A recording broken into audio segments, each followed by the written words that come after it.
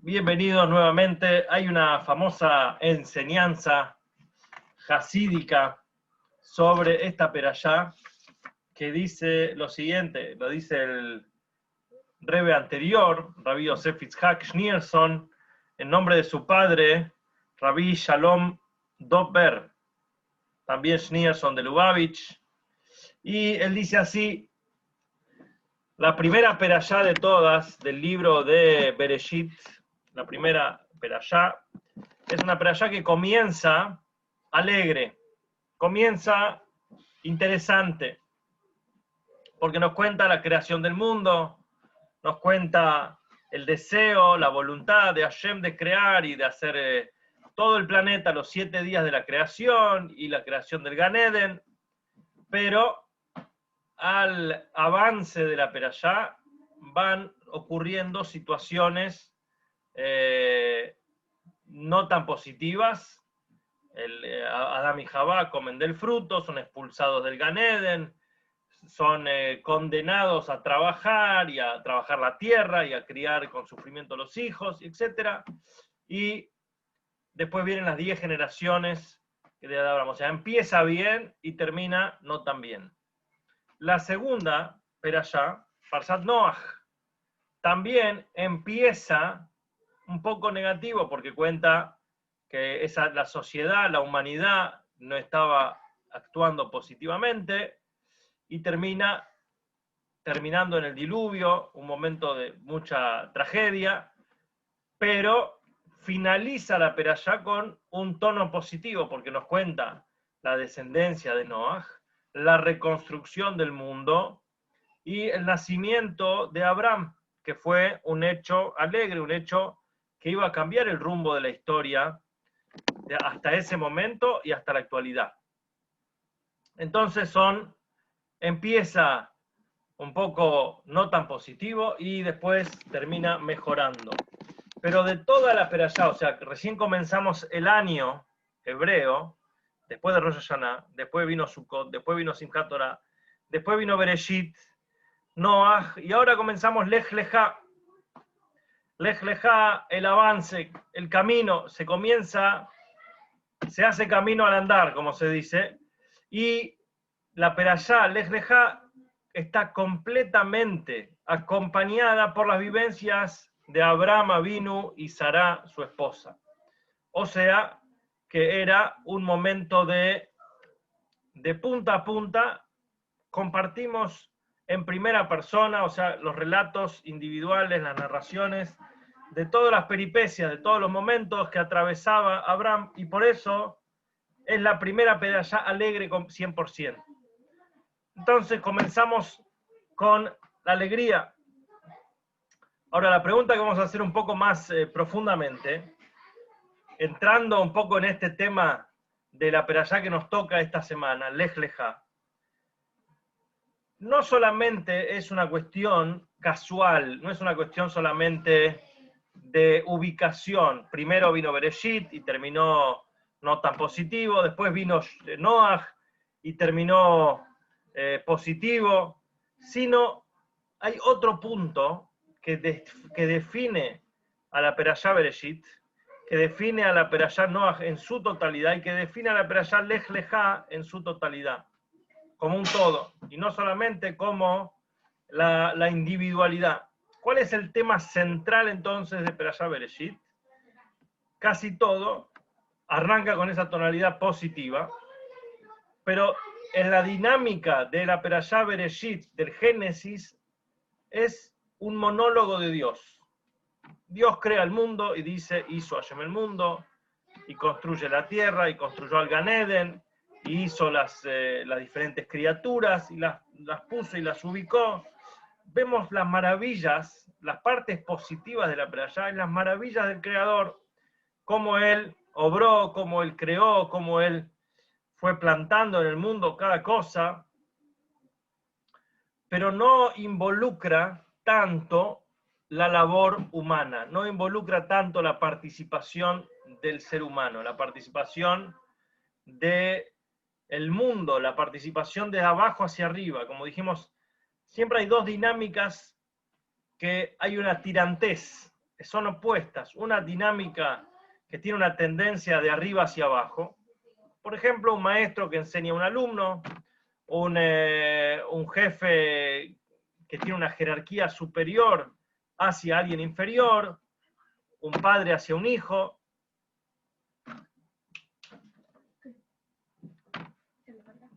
Un padre hacia un hijo que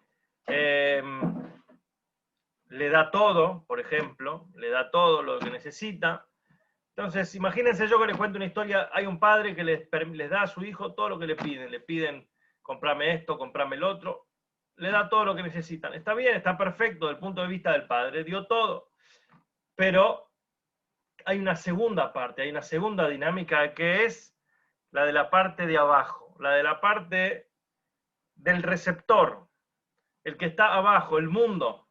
Y acá comienza Noaj. Noaj, toda la perashá, de principio a fin, dice, y Noaj encontró gracia en los ojos de Hashem, y Noaj empezó a servir a Hashem, y Noaj hizo el sacrificio para agradecer a Hashem, y Hashem sintió el aroma del sacrificio y se reconfortó, y dijo, no voy a destruir más. O sea, la intervención de abajo hacia arriba.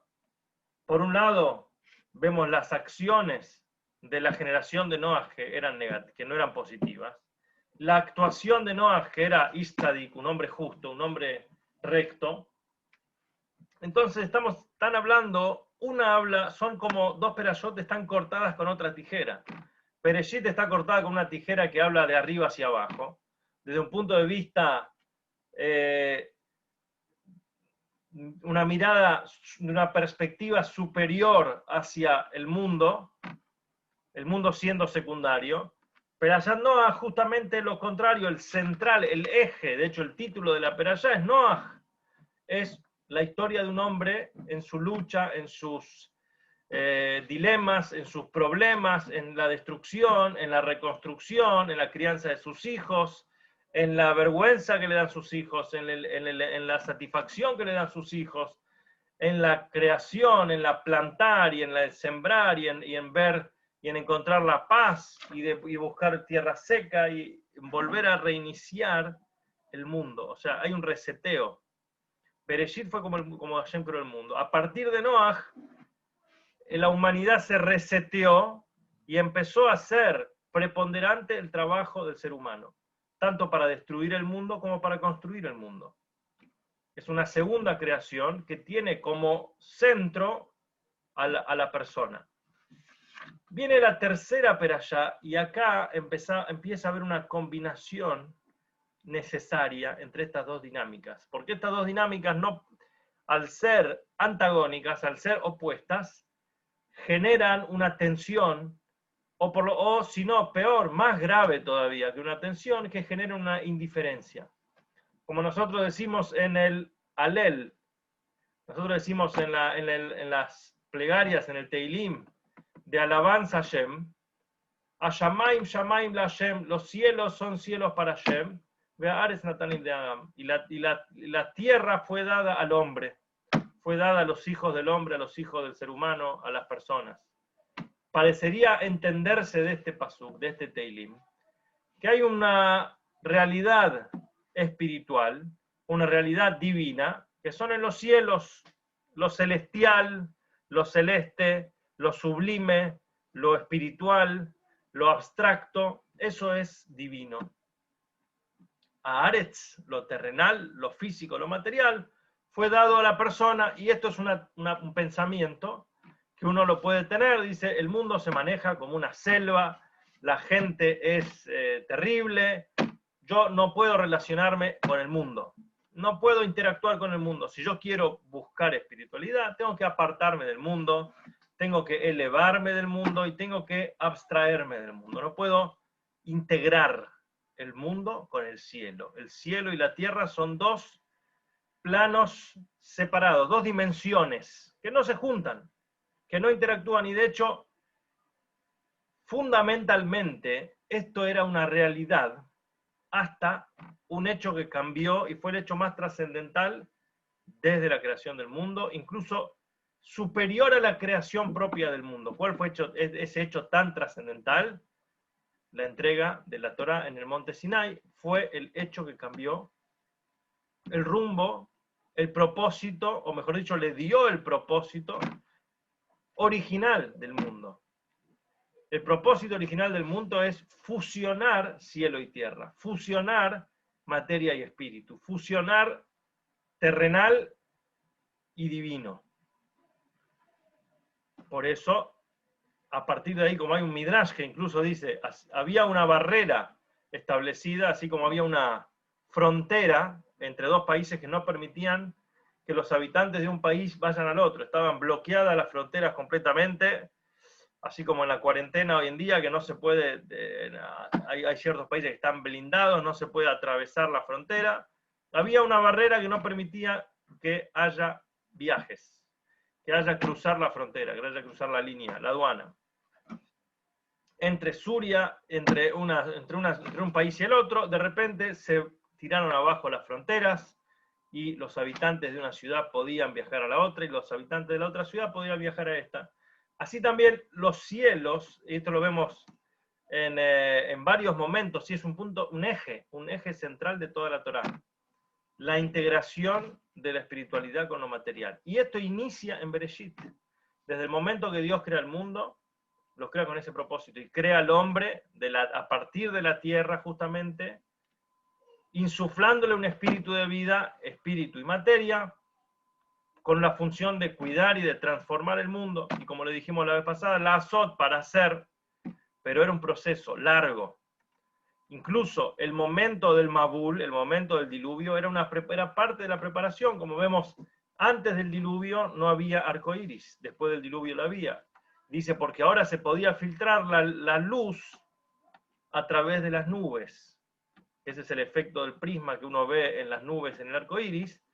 Dice que antes las nubes eran tan toscas, tan groseras, que no permitían que filtre la luz, no había esa interacción. Y el concepto de luz y nubes es una representación de lo espiritual y lo material interactuando, y que ahora, al haber un refinamiento, es como también, por eso el Mabul también era un proceso de mikve, un proceso de sumergirse en aguas y purificarse y mejorarse, como una persona que se sumerge en la mikve y sale renovado, sale reseteado, mejor. El mundo quedó más refinado después del diluvio. Y era parte de ese proceso, incluso en la actitud de Noaj, que no logró influenciar a la gente de su generación. Lo comparamos con Abraham, que Abraham luchó por el bienestar de toda la gente de su generación, incluso por la gente de Sedom y Amorá, incluso por aquellos que han pecado, y Abraham trató de salvarlos. ¿Por qué? Porque comenzó a ver esta interacción. ¿Cuál es el punto entonces central de esta fusión entre lo de arriba y lo de abajo, lo superior y lo inferior? Principalmente a través de la Torá. ¿Y cómo comienza el proceso de la entrega de la Torá? Comienza ya con Abraham. De hecho, a Abraham le prometieron la promesa de entregar la Torá. Abraham mismo ya empezó a cumplir las mitzvot de la Torá, y por eso también la famosa explicación por qué la perashá que empieza a hablar la historia de Abraham Avinu comienza cuando Abraham Avinu ya tenía 75 años de edad y ya había atravesado varias de las pruebas en las cuales fue puesto a prueba muy fuerte, había encontrado a Dios, lo había descubierto, lo había difundido, lo había publicado, había entregado su vida por ello, tenía cientos de miles de seguidores que lo seguían por haber descubierto el monoteísmo, pero la perashá, la Torá, evita toda esa historia y comienza con una frase, con dos palabras que son lej, lejá, andá, avanzá, salí de vos mismo. ¿Por qué? Porque acá comenzaba esta nueva etapa de interacción de el humano saliendo de su realidad humana y avanzando, lej, lejá es avanzar hacia una realidad, hacia una dimensión divina, pero no él escapando del mundo, sino trayendo la divinidad acá abajo, como decimos, trayendo el cielo a la tierra. Y acá comenzó esta maravillosa fusión entre lo de arriba y lo de abajo. Y por eso es una perashá que está, como dijimos al principio, rodeada de alegría, de principio a final, porque es donde se completa, es la tercera pata, también lo vimos en la Sefirot, que la Sefirá del medio, la Sefirá de Tiferet, es la que puede fusionar Gesed y Geburá, bondad y rigor, o la que une siempre la línea media, es la que fusiona las dos, y por lo tanto produce belleza, produce alegría, y es particularmente en este caso de Abraham Avinu. Por eso, esta es la primera parte de la Perashá Lej Lejá que nos cuenta este concepto. Hay algo interesante, que también nosotros vemos que decimos Lej Lejá, avanzá, o podría decir, anda, la lejet, hay que ir, lejá, hacia vos mismo, pero la traducción literal es, anda a dónde, a la tierra que te voy a mostrar. Quiere decir que la persona tiene que ir creciendo, progresando, y es un proceso de ascenso, un proceso de caminar y andar y avanzar. Entonces uno diría, bueno, a partir de ahora, Abraham Avinu se fue para arriba, Abraham Avinu comenzó a avanzar y avanzar, avanzar sin parar, y de hecho nosotros vemos hoy en día la influencia de Abraham Avinu en toda la sociedad, en toda la humanidad, el padre de las religiones, el padre del judaísmo, el padre de nuestro patriarca, el primero de los patriarcas. Lo que comenzó Abraham fue, vaya, que avanzó y avanzó, y hoy en día es la persona más influente de la humanidad. Pero la Perashá nos dice, Abraham avanza, y cuando uno empieza a leer la Perashá, ¿qué es lo que le va pasando en este mandato de ir avanzando? Y vemos que empezaron a sucederle cosas que a primera vista no parecen tan progresivas, tan progresistas, de tanto avance, de tanta adelantamiento, sino que al revés, vemos retrocesos. Por ejemplo, el primero de todos, Hashem le promete, le dice, vas a ir a una tierra prometida, a una tierra espectacular que va a ser para tus descendientes, la tierra de Canaán. Qué bueno, Abraham, primero que ya emprender viaje es algo que desgasta a la persona. De hecho, Hashem le tuvo que prometer que no iba a sentir el desgaste, que iba, o sea, cambiar de lugar ya es un desgaste, la mudanza es desgastante. Dice, ¿cuál es la tierra prometida? Te vas de tu lugar, te vas de tu tierra, llega a un lugar donde lo primero que sucede apenas llega, hay hambre. Hambruna literal, ¿no? Las hambrunas de antes no eran que las góndolas del supermercado le faltaban algunos productos. Hambruna era que la gente se moría de hambre. Llega a un lugar donde la gente se está muriendo literalmente de hambre. No había estado, no sé, algún tiempo, un muy corto tiempo, apenas llegó a la tierra prometida y se tiene que ir. Dice, vamos a buscar algo porque nos morimos de hambre. Empezaron a bajar a otro lugar. El otro lugar se llama Egipto, Mitzrayim. Baja él con Sará a Mitzrayim. Los aprisionan, la toman a ella como prisionera. Él tiene que decir que no es su esposa, que es su hermana. La secuestran, se la llevan al faraón, al rey de Egipto, que la iba a desposar, que la iba a tomar como esposa sin su consentimiento. ¿Dónde está el avance? Todo retroceso, todo palos. Y sigue la historia que hambruna en la tierra, tiene que bajar. ¿Y dónde está el avance? Y así también en el resto de las cosas que le fue sucediendo. No fueron todas rosas, no fueron toda una cosa, una proyección hacia arriba, una línea recta de ascenso meteórico, sino no, era sub y baja, era un sub y baja. La vida de Abraham tenía altas y bajas, como en la vida de cada persona, que uno tiene altas y bajas, que uno tiene momentos altos y momentos bajos. Entonces, ¿por qué se llama ascenso la perashá? ¿Por qué se llama avance? Cuando hay avance y retroceso. Entonces, lo que tenemos que saber es que cuando nosotros hablamos de avanzar, avanzar no siempre es subir. Y no siempre que estás bajando es porque estás bajando, sino que como Hasidú tiene una máxima que dice, Kol yerida lechore jalía. Para poder subir más alto tenés que bajar un poco.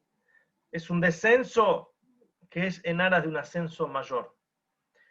Hashem dirige el mundo y todo lo que Hashem hace es para bien, y aparece, a primera vista podía verse como algo no tan positivo. La situación era difícil, era dura, había un descenso, pero esto es para poder llegar a un ascenso más grande que va a venir después. Abraham Avinu bajó a Egipto, sin nada, puesto en peligro, pero salió de ahí un hombre rico, un hombre fuerte, un hombre con reconocimiento, y salió de ahí pesado, de ganado, porque el faraón mismo reconoció la grandeza de Abraham, la grandeza de Sará. Y así le volvió a suceder otra vez, y así en la vida individual de cada uno. A veces hay situaciones que parecen descensos, hay situaciones que parecen un bajón, una caída, un tropezón, materialmente, espiritualmente, en cualquier estado. Pero hay que saber que nunca hay que abandonar, nunca hay que leitiaesh, no hay que darse por vencido, no hay que frustrarse, no hay que pensar que es definitivo, sino saber recordar que todo es parte del avance. Lej Lejá es un camino que tiene sube y baja, que tiene ondas, subir y bajar, subir y bajar. Lo importante es que estás avanzando. Y Hashem provoca a veces situaciones que parecen un descenso, una bajada, pero es para que puedas elevarse después, es para que puedas subir más alto todavía después. Y así también en la vida de cada uno, en el Galut, o en los momentos que después Abraham Avinu también, en esta perashá, hace un pacto con Hashem, hace firman un pacto, el pacto de las partes, donde Hashem le muestra el futuro y le dice: tu descendencia va a ser bendecida, tu descendencia va a sufrir, tu descendencia van a ser esclavizados, van a ser esclavos en una tierra 400 años. ¿A costo de qué? Y dice: pero van a salir recompensados, van a salir con una gran fortuna de ahí. Y Abraham, entre comillas, negocia ese futuro. Y vemos después que cuando van a Egipto, fue uno de todos los Pesaj, todas las festividades en Pesaj celebramos la libertad de la esclavitud, pero fue una esclavitud dura, como lo hacemos con el jaroset y con el vino que representa la sangre, y los golpes y la amargura, y comemos maror por los momentos amargos que pasaron. Entonces uno dice: ¿por qué tanta amargura? ¿Por qué tanto sufrimiento? La respuesta que dice es para que salgan con una gran riqueza.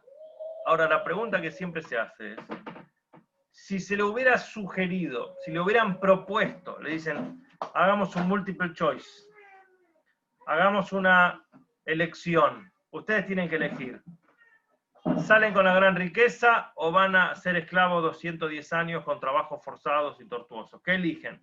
Seguro que hubieran dicho: deja la riqueza para otro y déjame tranquilidad, no quiero sufrir, no quiero pasar por ese sufrimiento. Entonces lo mismo con Abraham, cuando Hashem le dice a Abraham: tus hijos, tu descendiente van a ir a una tierra, pero después, como un aliciente, como una recompensa, van a salir con una gran riqueza. Abraham hubiera dicho: mira, no, te agradezco la riqueza, prefiero que estén tranquilos y que vivan clase media, o que no necesito esa riqueza. El concepto acá es parecido a lo que decimos antes. Lej Lejá, los verdaderos avances en la vida muchas veces vienen de los grandes descensos de la vida. En Egipto no era solamente una tarea de sufrir o de soportar la esclavitud en Egipto, sino que se trataba de salir adelante, se trataba de superarse, se trataba de rescatar, como dice ahí, Erev Rav, y rescataron de ese lugar. Y de hecho la noche antes de salir, Hashem les recuerda, Moshe le dice: no te olvides de decirle a toda la gente que vaya y que le pidan a los vecinos y que le pidan a Egipto y que tienen que vaciarlo. Y ahí dicen: si a la gente le hubieran dicho en ese momento que iban a salir pero sin un centavo, hubieran aceptado. ¿Por qué Hashem insistió que vayan y que busquen esa fortuna y ese tesoro y esa riqueza que los estaba esperando? Que no era solamente una riqueza material, sino el concepto de decir recompensa y riqueza se trata justamente del beneficio. Cada neshama, cada alma tiene una función especial en refinar esas chispas de espiritualidad que están perdidas. Como empezamos diciendo al principio, Bereshit fue la creación de arriba. Noah, la humanidad de abajo, solo abajo. La fusión se da en Lej Lejá, donde ellos podían rescatar las chispas perdidas, incluso en algo tan oscuro como Egipto, en algo tan irrescatable como la tierra de la oscuridad, de la esclavitud, del Metzarim significa Mitzrayim, Mitzrayim significan las estrecheces, que de la estrechez pueda salir adelante. Y esta es la enseñanza del Galut. Esta es la enseñanza del Galut y de la salida de Egipto. ¿Por qué valía la pena? Tenemos que generar en este mundo, en el mundo físico, en el Galut, en el exilio, en el momento de la aflicción, en el momento de la dificultad, ocuparnos de las cosas materiales. Y a través de esto refinamos esas chispas perdidas que están ahí en la materia y les podemos rescatar como si fuera una riqueza, como si esta era la riqueza que se van a llevar. Y entonces podemos ir juntos para recibir todo aquello que estaba predestinado. Este es un poquito la idea de la perashá. Hay una perashá interesante que cuenta el Rebbe anterior, contó alguna vez que viendo a su padre, el Rebbe Rashab, leyendo la perashá de Lej Lejá, cada vez que él leía la perashá de Lej Lejá, le caían dos grandes en un diario personal escrito en 1870, ¿sí? Entre 1880 y 1950, el Rebbe anterior escribió un diario personal, y él escribe como su padre, cuando él revisaba, cuando él estudiaba la parte de leer Shnai Mikra, que se lee 2 veces el Humash y una vez la traducción en arameo, los viernes a la tarde de víspera de Lej Lejá, cuando él decía las palabras introductorias, las primeras palabras, Lej Lejá, tenés que irte de tu tierra, que tiene que ver con el destierro, que tiene que ver con el alma bajando al mundo, eso es Lej Lejá. El alma dejando su lugar de espiritualidad, de cercanía en el trono celestial con Hashem y bajando a un mundo oscuro, un mundo de mentira, un mundo de dificultad, un mundo de problemas, pero esa es la misión, Lej Lejá, de arriba hacia abajo. Cuando él decía esas palabras, dos lágrimas gigantes rodaban por sus mejillas, sobre su cara. Entonces, tenés que irte de la tierra de tu nacimiento, de tu natalicio, de la tierra de tu padre, a la tierra que te iba a mostrar, a una promesa. Se llenaban los ojos de lágrimas. Pero ¿qué había en esto? Entonces, realmente, tiene que ver con ese viaje, ese llamado que sintió Abraham, que escuchó, que no pueden ser indiferentes, no traicionar y escuchar ese alma sensible y ese poema, esa música. Cuando Abraham se dio cuenta de la presencia de Hashem, no había vuelta atrás, no había escapatoria a su misión, a lo que él tenía que hacer. Él podía negar todo lo que él quisiera, pero él sabía que una vida sin eso iba a ser una vida vacía, iba a ser una vida superficial.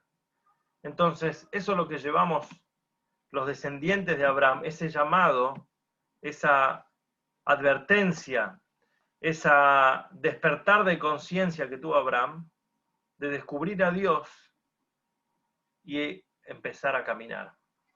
Y nunca lo podemos, y esa es nuestra identidad judía, nuestra identidad pura, como descendientes de Abraham, que siempre lo vamos a tener. Y uno puede escapar y puede ir para un lado y puede ir para el otro, pero 4000 años después seguimos en esa misión de ir a la tierra prometida, de no estar conforme, de movernos siempre, de no conformarse con la comodidad, y por eso el judío tiene esa búsqueda, ese llamado, tanto del alma, de siempre estar moviéndose, escuchar ese llamado, escuchar ese sonido, y avanzar todo el tiempo, y no detenernos. Y también en el concepto de llegar a la tierra donde tenemos que llegar. Por eso tenemos una esperanza, tenemos una misión, y como dijimos ayer sobre sobre Moshe Rabbeinu, que tenía estas dos características, la azot, para hacer, por un lado, la esperanza firme en lo que va a venir, pero también la otra que es el sentido práctico de lo que hay que hacer, conectarse con la acción. Tenemos los dos polos que se relacionan también con Bereshit y con Noach. Lech Lejá. Introspección, mundaneidad, impacto en el mundo. Mientras más introspectivo seas, más tenés que tener sensibilidad hacia la necesidad del otro, más tenés que tener un impacto en el mundo. Mientras más impacto tengas en el mundo, más fuerte tiene que ser, y más realista y más genuina tiene que ser tu introspección. Las dos funcionan juntas. Y esto es un poquito la diferencia también. Hay una historia que dice así. Había un Hasid que estaba en Rusia, en el ejército ruso, y una vez vio un soldado del zar. En esa época el zar en Rusia era como una autoridad máxima, mitológica, enfermiza.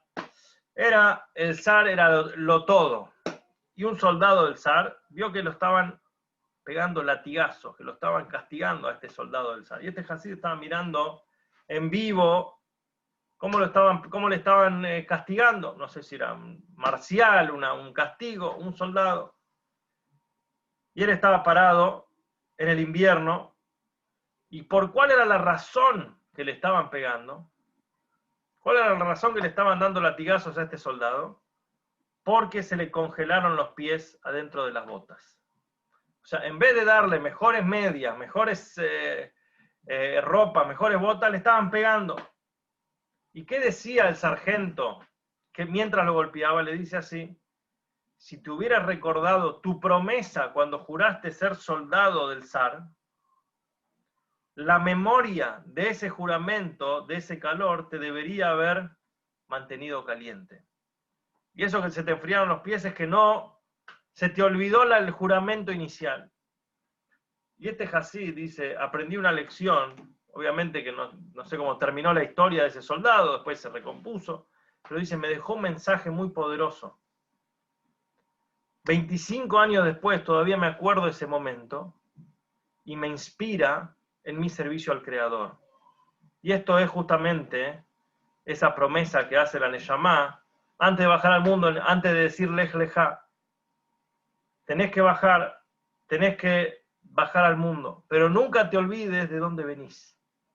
Nunca te olvides, Lech Lejá, andate de tu tierra, andate de tu lugar cómodo, escapate de tu comunidad, pero nunca te olvides de dónde venís. Y ese es el llamado del alma que le hicieron a Abraham Avinu, y que incluso cuando está en los momentos más mitzrayim, en los momentos más difíciles, y cuando a veces la vida no es avanzar, no es solamente subir, sino que es subir y bajar, que no se lo olvide.